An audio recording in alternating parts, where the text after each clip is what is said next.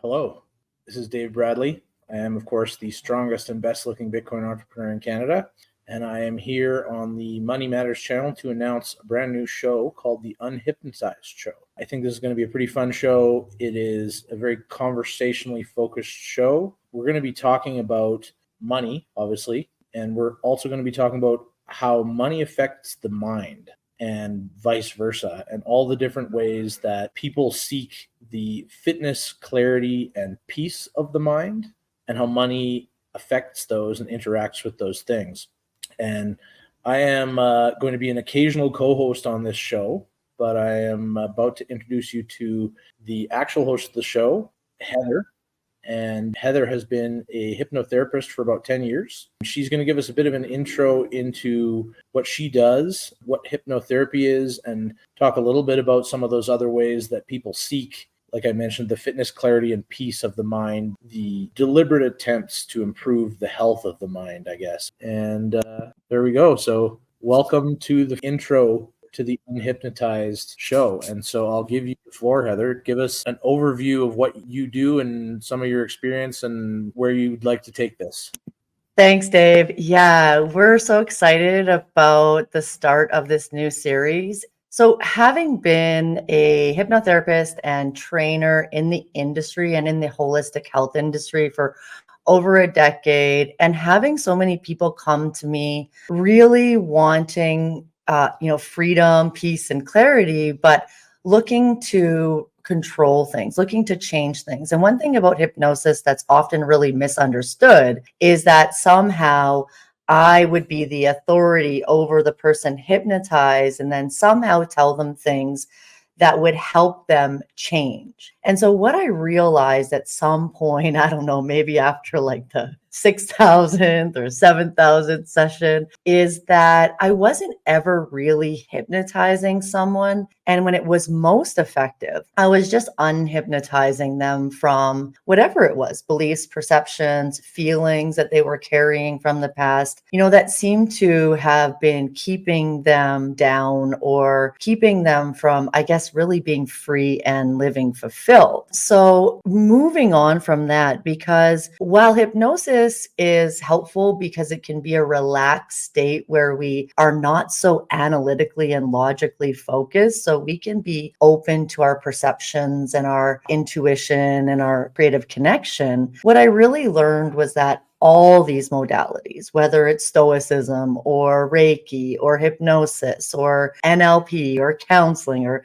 psychology, that they were all falling short when it came down to people feeling like fully at ease, like completely at ease, because it still is focused on a model of like, if you improve yourself enough, you'll feel better. And it comes from a place often of like, something is wrong with us, like rather than our just perfect human design. And now that's not saying that we can't grow, but what we're talking about here is like when you start to understand how the mind works, and then especially how something external in our environment, like money or financial systems, affect us, we can delve into like a much deeper conversation and potentially come up with like courage and awareness that could really contribute or give us that energy and hope to contribute to a society or to a humanity that takes into account the abundance for all. So I'm going to take you back to Dave to talk more about the money. Thanks. I think it's really interesting to start thinking about how money affects the mind. And I think in order to do that, we need a little bit of context on really what money is and what money is supposed to do. And I think really when it comes down to it, that's pretty simple. Money is supposed to provide a link between your actions and your outcomes. And so essentially what money does is it stores the value that you create with your time to use it later.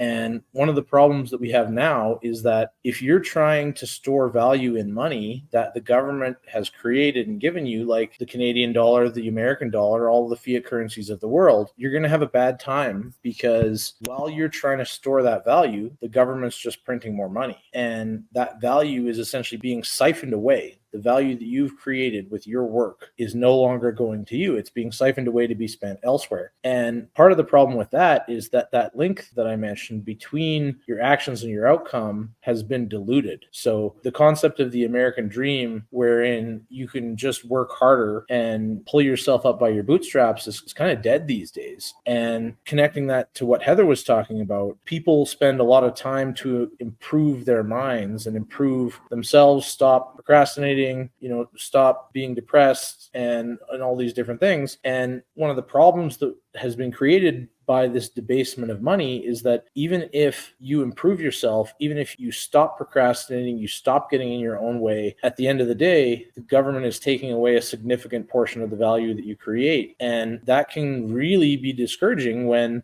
somebody has struggled for a long time with, the most common things really we see, like I mentioned, are pretty much procrastination and depression these days that I see in the world. And to be able to go through like a long, deliberate process to get over those things, only to find that the outcome is not what you expected, right? And I think that kind of brings us into this first topic that we're going to be talking about on our next episode. And this is something that we call the Great Malaise. This is something that a lot of people are feeling these days. And it's this, like, you can kind of sum it up with just the basic statement that like shit is not right these days. Like everybody can feel that. Everybody knows that like things are not going the way that they should for society as a whole, and more importantly for the individuals in society. And this is something that I think people would agree upon on both sides of the political aisle. And this is also something that people who don't care about politics can feel. And really, it's something that, we've all felt. It's something that we see in our friends in our community. And I think hopefully some of what we're going to get to with this show is talking about why we've gotten to that point and what some of the solutions to that can be. So I'm just going to throw it back to Heather and see if she has any more input. We're talking essentially about the Great Malaise. We don't want to give away the whole next episode, but what do you think, Heather?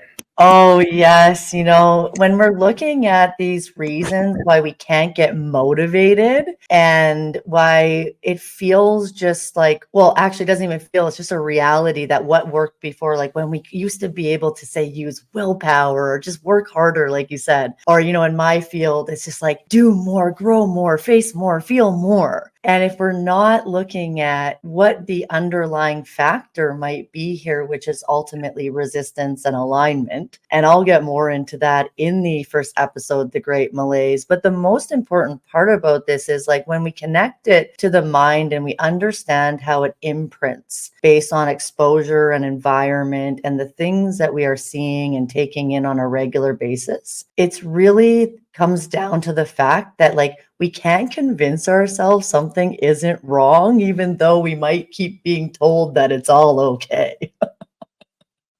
And if we're the more that we stay in that, like just keep trying harder, grow more, work more, market better, then the greater the disconnect comes. So that's what I'm really excited to get into in our first episode, where we're really talking about why we're stuck in survival and we're not moving to thriving, and what some of those underlying factors are with the money and the mind.